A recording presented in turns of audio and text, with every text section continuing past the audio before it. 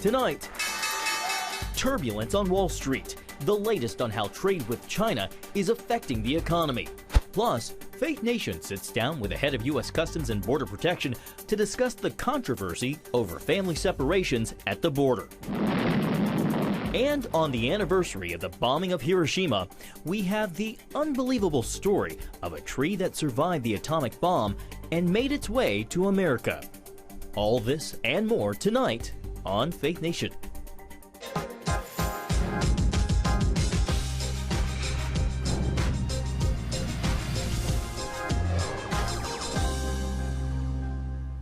U.S. markets are on the rebound. Welcome to Faith Nation. I'm John Jessup. And I'm Jenna Browder.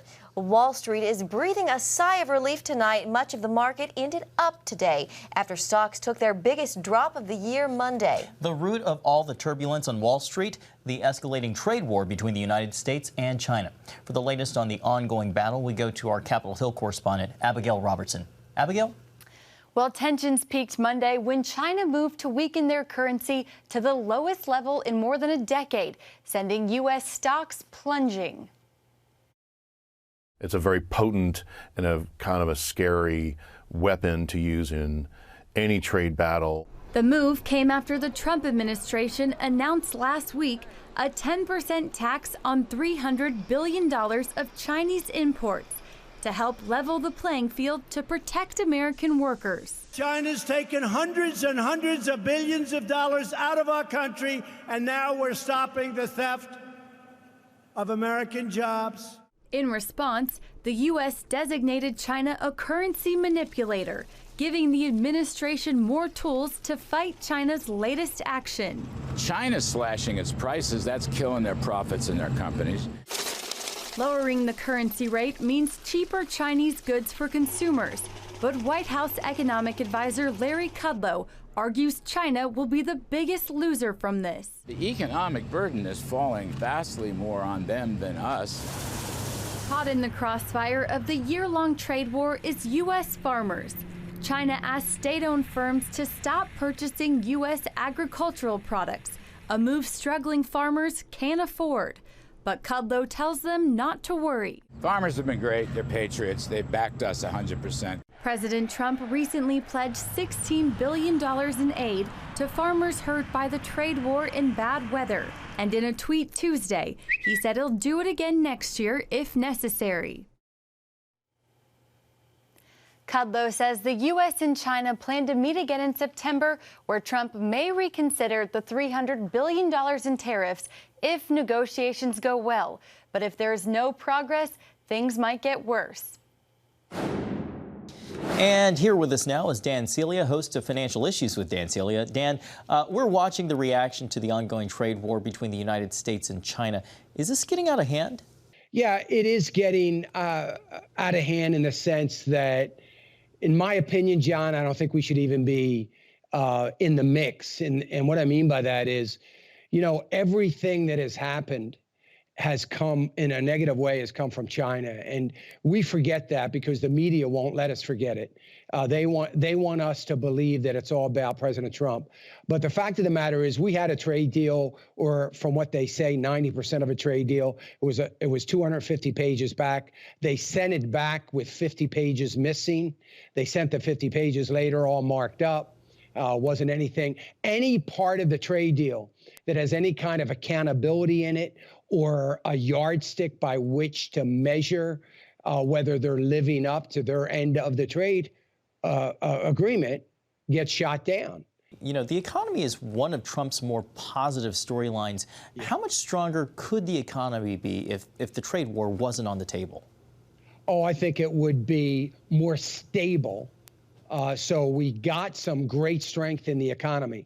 I think if it wasn't for the uncertainties and the trade war being some of that, I think that great economy would be far more certain and far more stable if we didn't have this trade war. All right, we're going to have to leave it there. Dan Celia with Financial Issues. Thank you so much for being with us. You're welcome, John. Great to be here. To the deadly shootings that happened over the weekend, President Trump is expected to visit both El Paso and Dayton tomorrow. His trip comes as many Americans blame him for what's thought to be domestic terrorism in that Texas shooting, a narrative the White House is fighting. It's not the politician's fault when someone acts out their evil intention. And I'll just have to say, we would never dream of blaming Elizabeth Warren for the shooter who supports Elizabeth Warren.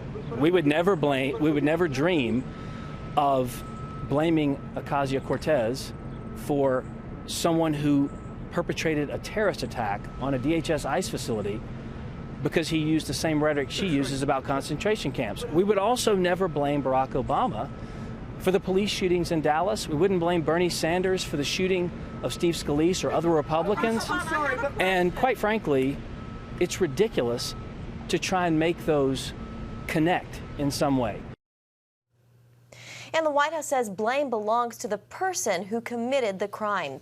Well, the shooting in El Paso is also putting a lot of attention on border security. CBN's chief political analyst David Brody sat down with the head of U.S. Customs and Border Protection. The two talked about accusations of border concentration camps and the controversy over family separations.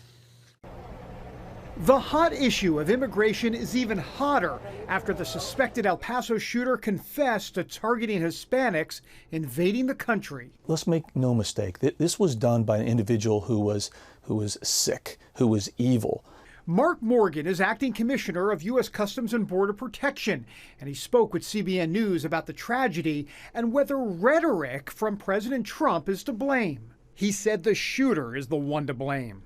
He is the one responsible for the murder of those individuals and nobody else. How concerned are you about some of the rhetoric? I think rhetoric is in one category, and then the acts of this individual, this depraved coward, is in another category. For the former Marine and FBI agent, the deadly shooting just adds to an already busy and controversial list. Recently, he's had to deal with accusations from far-left Democrats that the border detention centers are more like concentration camps. I was just outraged. I mean, it's unbelievable to me that that's not just rhetoric. If somebody says, anybody says, that we're running concentration camps, that's just a lie. It's a flat-out lie.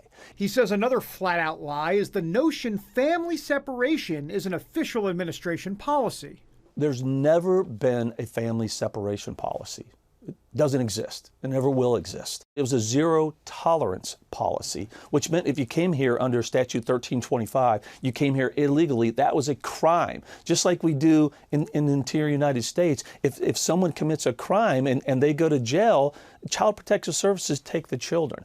Morgan says roughly 1 million people will illegally enter America this year. The challenge is that the U.S. system isn't equipped to deal with the increase in migrant families. Back in the 90s, 2000s, we reached over 1 million, but the majority of those were adult males, and we sent them back right away. Now, the majority, 65%, are family units and children. And because of our broken laws, they're released into the interior United States, never to be heard from again. That's what we have to focus on. Morgan says Congress must fix certain loopholes to discourage the heavy influx. They could pass legislation in 15 minutes and 85–90% of this crisis would go away. Do you have any hope that Congress will step up to the plate? I mean, it's been years, decades. None. They're not going to pass any meaningful legislation to address the loopholes in our legal framework. Despite Congress's inaction, Morgan, who also worked for President Obama, says President Trump has been a man of action. This president and this administration has done more to address this crisis than any other administration before. The government of Mexico has stepped up, and they are supporting this as a regional crisis in unprecedented ways like they have never done before. And that's a direct result of this president. And speaking of Mexico, that brings us to, yes, the wall. Is the wall being built? If so, how much of it, and what are the plans for the future? So the answer to that is yes, absolutely. The wall is being built. Right now, I think we're up to about 54, 55 miles of new wall that has been built. A recent Supreme Court decision allowing the administration to use Defense Department funding for construction will ramp things up. That's probably going to give us the ability to build in excess of 450 miles. The majority of that, we're going to have that done by the end of 2020. In Mark Morgan's busy world, he just focuses one day at a time. And with us now for more is David. David, we just saw your interview with Mark Morgan. You guys talked about the border wall. You talked about zero tolerance. I'm sure there was much more that you couldn't include in the interview. Well, the family separation part was interesting, and there's more to that. We want to play a little bit of that clip. He actually, believe it or not, he said this line to me, John and Jenna. He said, we have to separate families, and we're going to do it every day. And I went, wait, what? Well, here's that part. Have a look. The American people need to know, we separate families every single day. We have, and we will continue to do it. And we did it under the Obama administration, and we did it under the administration before that.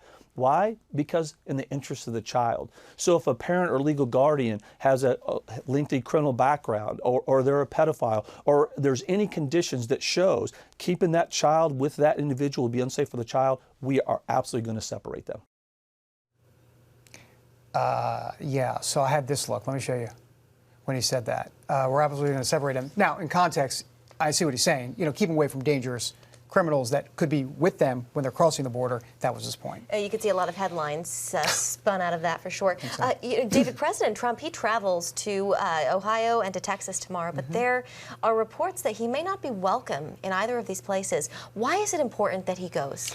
Well, you know, the president is supposed to not just be the commander-in-chief, but the consoler-in-chief. And so, you know, it's important that he goes on the ground. Barack Obama, George H.W. Bush, George Bush, all the presidents do it. And it's not only important just from a ceremonial standpoint, but he's also trying to accumulate some information from law enforcement there. But beyond that, to hear people's stories and to kind of relate emotionally and otherwise, I think will inform his future decisions on this issue and many others. So I think it's an important role. He has to do it. He's going to get flack, though, for sure. David, President Obama, a former president, issued a statement saying Americans should soundly reject language from our leaders that feeds a climate of fear and hatred or normalizes racist sentiments. It feeds into that narrative that the White House is pushing against, that connects the president or blames him to these race-based shootings. This is a tagline he just can't seem to escape. Yeah, well, and he puts his foot in his mouth quite often, and I think that's part of the reason. But he also says he's the least racist person. We've heard this before, the least racist person in the world. And why he says that, because he really believes it, by the way, why he says that is because, well, look at unemployment numbers for African Americans. Look at what I'm doing for Hispanics. Look at what I'm doing for minorities. If I was racist, why would I be doing? I mean, it's very, I don't want to call it simplistic, but that's his way he thinks. You were saying earlier, transactional. It's transactional, and everything about Donald Trump is winning. And if he can win on this issue, he'll take it, but he has to be a consoler-in-chief, too. All right, David, we have to leave it there. Thank you. Thanks, David. Coming up, the U.S. vows it will stop Turkey from invading Syria. What it means for the Middle East.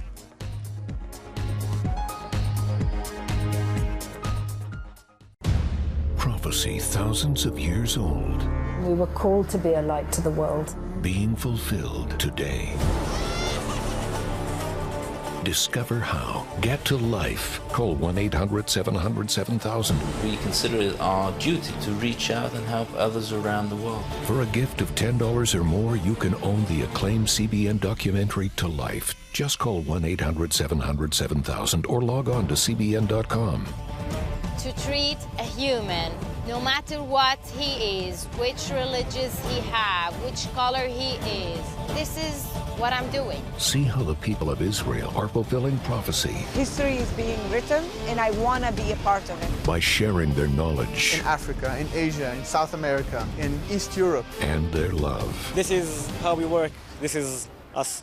Get to life. Call 1-800-700-7000 or log on to cbn.com. Get Protect Your Sleep and discover how to improve the quality of your life. A free DVD or booklet from the Christian Broadcasting Network. If you're not a great sleeper, you can do things to make yourself a great sleeper. If you're already a pretty good sleeper, you can enhance your sleep and be even better. 5 leading experts help remove the obstacles between you and restorative sleep. When you don't get a restful night's sleep, you wake up with an accumulation of stress. Call 1-800-700-7000 or go to cbn.com to get your free DVD or booklet today. Everything you do better with a good night's sleep. You'll discover how food affects your sleep, how to put insomnia to rest, explore effective remedies for sleep apnea, and much more in Protect Your Sleep. Wake up to your best life and get Protect Your Sleep today. Call 1-800-700-7000 or go to cbn.com to get your free DVD or booklet. Tonight, the United States is desperately trying to head off a war between two Middle East countries. Turkey is on the verge of invading northern Syria, putting America in an awkward position. Our national security correspondent, Eric Phillips, has more on this developing situation. Right now, the U.S. is trying to negotiate a peaceful end to a long-standing dispute between Turkey and Syria. But honestly, right now, it's not looking good. Turkey is aggravated over a land dispute. That's because the Kurds in Syria have taken over land by the border. Turkey feels that puts their country's security at risk. What's more, Turkey doesn't like that the U.S. military partnered with the Kurds to help defeat ISIS. With tensions rising, here's a big problem. If the Kurds are fighting Turkey, it threatens to undo progress made against ISIS because militants being guarded by the American-trained Kurdish military in makeshift prisons may easily escape. It's why the U.S. is hoping to resolve this dispute between two allies without war.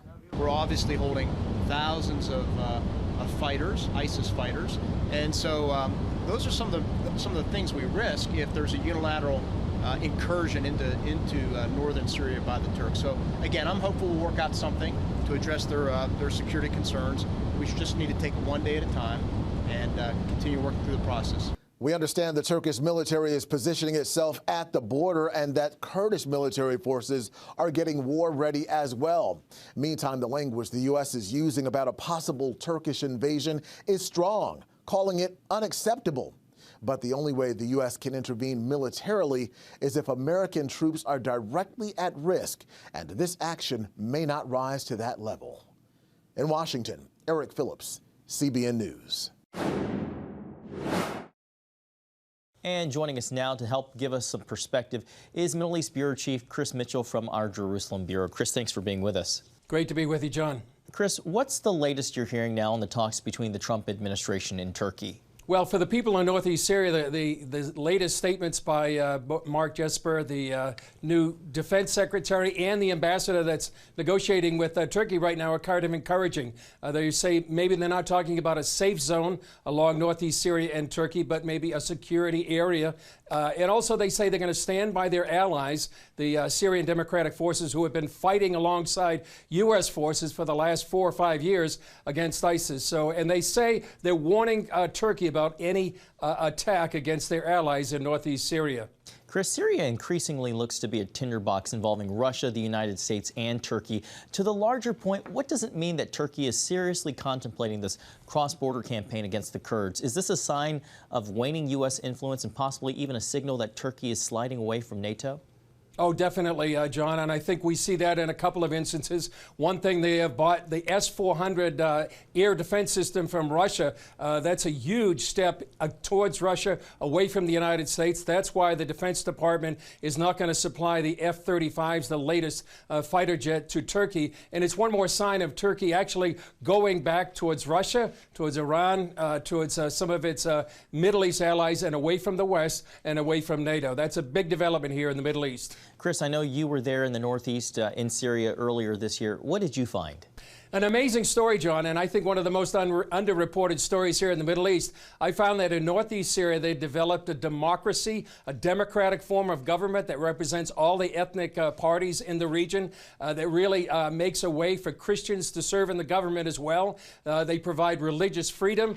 They even provide freedom for people to change their religion, which is really unprecedented here in the Middle East. And this is the kind of government that we really would like to support. Somebody said that what happened in northeast Syria is what we wanted to happen in Iraq. It's really a great story, and I think one of the most underreported stories. That's why we went and we discovered really this remarkable story of freedom actually in the heart of the Middle East. Chris, we're tight on time, but real quickly, what role are Christian leaders playing in the United States playing in this crisis?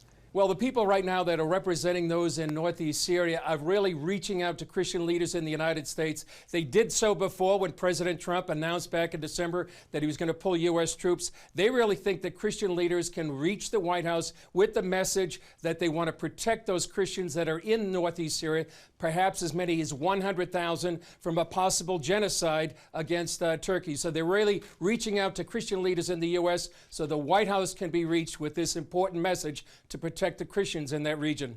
CBN Middle East Bureau Chief Chris Mitchell, thanks for being with us today, Chris. The tree that survived the atomic bomb dropped over Hiroshima is now on display in the nation's capital. That story next.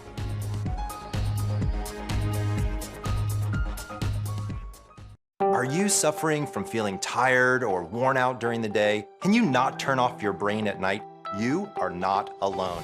Hi, I'm Dr. Michael Bruce, the sleep doctor, and I've partnered with the Christian Broadcasting Network, and we're gonna bring you some unbelievable information that you can use tonight to get a better night's rest. Wake up to your best life. Call 1-800-700-7000 or go to cbn.com to get your free copy of Protect Your Sleep today. If you want to be an attorney with a passion for serving people and for excellence, Regent University needs to be high on your list. Regent's award-winning law school doesn't just create lawyers. We create leaders, judges, prosecutors and defense lawyers, civil litigators, and leaders in government. My focus has been trying to really make sure we have the future leaders we need for the bench and the bar and for society generally.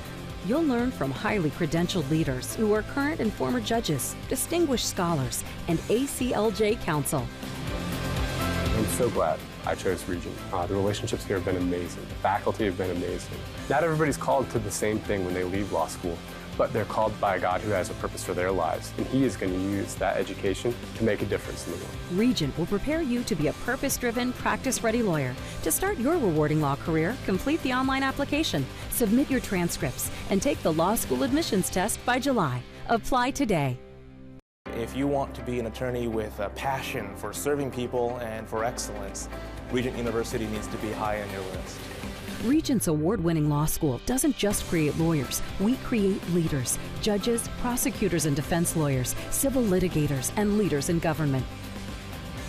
Ready to become a purpose-driven, practice-ready lawyer? To start your rewarding career, complete the online application, submit your transcripts, and take the law school admissions test by July. Welcome back. It was 74 years ago today the first atomic bomb was dropped on a civilian population. 6 days after the bombings of Hiroshima and Nagasaki, Japanese Emperor Hirohito announced the end of the war. As CBN's Gabe LaMonica brings us the story of the tree that stood the test of 20 kilotons of TNT. The atomic blast that ended the war between Japan and the U.S. killed over 100,000 people. The oldest living thing to survive is right here in Washington. A fisherman some 20 miles away described it as tremendous thunder, but few within 2 miles from where the bomb hit reported even hearing the blast. A Jesuit priest 4 miles away described the noiseless flash. I saw a light, like magnesium light, flashlight, which filled the whole valley. After the Enola Gay dropped the first of 2 atomic bombs that would lead to Japan's surrender in World War II, little was left standing after the explosion except the shells of buildings and this tree. It's one of more than 300 bonsai trees at the National Bonsai Museum, but it's the only one to withstand a nuclear blast. The home did have a concussion that knocked out the windows, but the people and the tree were okay. For 5 generations, this nearly 400-year-old bonsai tree lived under the care of the Yamaki family of Hiroshima. The family and their tree survived the blast that killed so many. They were protected a lot like by the nursery walls. Years after the war, Masaru Yamaki donated the tree to the U.S. It was a gift of 53 trees, and that's what started this museum. Now those trees are under the care of bonsai expert and curator Michael James. The literal translation of bonsai is a tree in a tray. It's a miniaturized tree through training. These aren't bonsai species. They are any tree that can grow in the landscape or in nature. It takes hours to water all the trees here. If it wasn't raining, what would you normally be doing right now? Right now I'd be watering. But there's more to it than that. We'll use wires and wrap them around, and then that way you can easily shape and maneuver the branches. Andy Bello is a bonsai apprentice. These are my bonsai tools. The trees here range in size from decades-old trees in tiny pots to the 400-pound Yamaki pine from Hiroshima. But they all have one thing in common. It's lived its entire life in a container. The tree was a gift to the United States, but it wasn't until decades later that the National Arboretum learned its story. Gabe LaMonica, CBN News, Washington, D.C. Still ahead on Faith Nation, the vice president on faith following this weekend's shootings.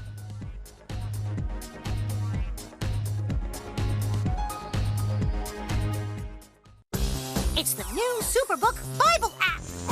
It's packed with games, activities, and Superbook episodes that you can watch for free.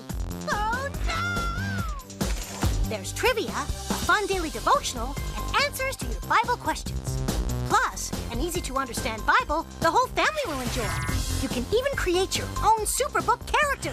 Ta-da! It's the new Superbook Bible App. Free downloads on iTunes, Google Play, and Amazon. Young people, millennials, are flocking to church. It's not an exaggeration to say that we love to meet them and that we love to know their stories. Come home to the Southern Gospel Station from CBN Radio. You'll enjoy a rich Southern blend of bluegrass, classic gospel, and Southern Gospel favorites. CBN Southern Gospel. Available now at cbnradio.com. Woohoo! Hi, Superbook fans. Here's something else you'll love. It's the new Superbook Bible App. It's packed with games, activities, and Superbook episodes that you can watch for free. Oh no! There's trivia, a fun daily devotional, and answers to your Bible questions. Plus, an easy-to-understand Bible the whole family will enjoy. You can even create your own Superbook character. Ta-da! Whoa! Millsburg Falls man, come with... Sorry, pardon me. Sorry, excuse me. Ouch! Are you getting this? Earn super points to win daily prizes, too. And so much more! Time to get back to my adventures. See you soon! It's the new Superbook Bible App. Free downloads on iTunes, Google Play, and Amazon. As Americans begin the process of healing after this weekend's shootings, we are hearing of stories of many turning to their faith. That's right, including Vice President Pence, who spoke today about the power of faith and prayer. The Bible tells us that if his people who are called by his name will humble themselves and pray, that he'll hear from heaven and he'll heal our land. And in this dark hour for the people of El Paso and Dayton, we do well to pray. Pence went on to remind the crowd about the importance of community, saying the greatest community or form of community in the modern world is faith. That's very true. Great verse from 2 Chronicles. That's right. Well, that's going to do it for Faith Nation. Hope to see you back tomorrow.